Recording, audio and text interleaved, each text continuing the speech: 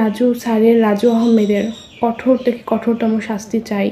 আসসালামু আলাইকুম, আমার নাম স্বপ্না ইয়াসমিন, এইচপি মাধ্যমিক বিদ্যালয়ের 10ম শ্রেণীর ছাত্রী। ইতিমধ্যে আপনারা যে ভিডিওটা সোশ্যাল মিডিয়াতে দেখেছেন সেটা আমার এবং ওই স্কুলের প্রধান শিক্ষক রাজু আহমেদের। এখন আমাকে নিয়ে তাকে নিয়ে অনেকের অনেক মন্তব্য। তো আমি আমার বিষয়টা ক্লিয়ার করতে চাই। আমি যখন ক্লাস 7-এ পড়ি, আমার বয়স তখন খুবই কম। তো একজন ক্লাস 7-এ পড়া একটা মেয়ের বয়স বুদ্ধি কেমন হতে পারে সেটা মানুষ ভালোই বুঝবে।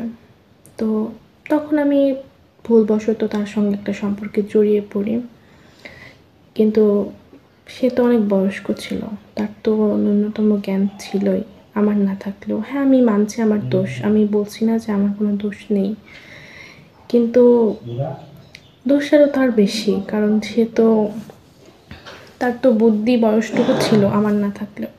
তো আমি তখন জানতাম না যে রাজু আহমেদ আসলে কী ধরনের মানুষ, তার কেমন ক্যারেক্টার, কেমন কী, সে কেমন আর কি, আমি এটা জানতাম না।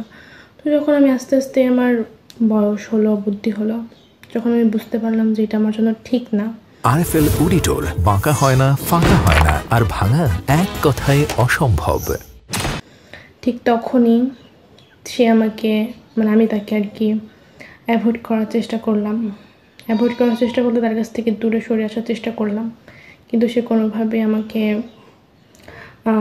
ছাড়বে না, এবং সে আমাকে অনেকভাবে ব্ল্যাকমেল করতো, থ্রেট দিত, হুমকি দিত যে আমি তাকে ছেড়ে আসলে সে ওটা করবে, আমার ক্ষতি করবে। তো এই জন্যই আর কি, যেহেতু সে আগে অনেক জায়গায় এরকম করতো, অনেক মেয়ের সঙ্গে এমন মেলামেশা করতো, কিন্তু কোনো মেয়ে তার বিরুদ্ধে স্টেপ নেয়নি, কিন্তু আমি নিয়েছি। নিজের সম্মানের কথা চিন্তা করি নাই। ভিডিওটা ভাইরাল হয়েছে, আমারও ক্ষতি হয়েছে। আমার যে ক্ষতি হয়নি এমন কিছু না, তার থেকে আমার বেশি ক্ষতি হয়েছে, কিন্তু আমি চাই তার বিচার।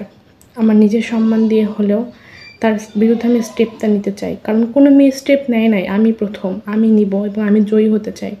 আমি তার সঠিক বিচারটা চাইব, তার আমি বিচার চাই। শুধুমাত্র পদত্যাগ না, শুধুমাত্র সাময়িকভাবে পদত্যাগ না, স্থায়ীভাবে পদত্যাগ চাই, এবং ওর আরও অনেক কঠোর শাস্তি চাই, যেন কখনোই আর আমি বাদে অন্য কোনো মেয়ের সাথে এমন কিছু করতে না পারে।